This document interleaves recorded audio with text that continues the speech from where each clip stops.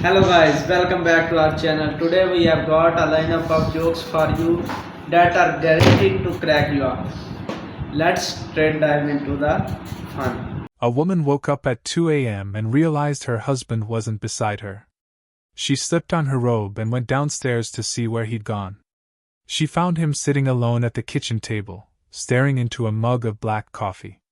He was lost in thought, gazing at the wall as if replaying an old movie in his mind.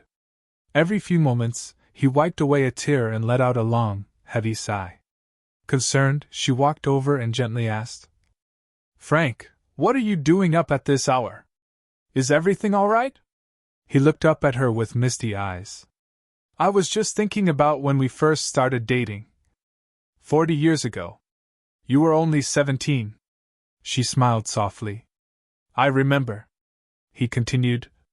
"Do you remember the night your father caught us parked out by Miller's Lake? And how he tapped on my car window with that old hunting rifle?" She gave a nervous laugh. "Oh, yes. I remember." Frank nodded. He looked me straight in the eye and said, "You have two choices. Either you marry my daughter, or you spend the next 40 years in the state penitentiary." She reached over and squeezed his hand. "Oh, sweetheart."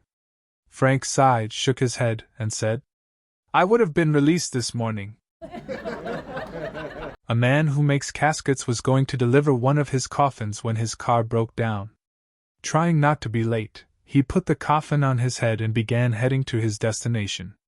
When the Nigerian policemen saw him, they decided to do the usual by demanding money from him, and so they challenged him.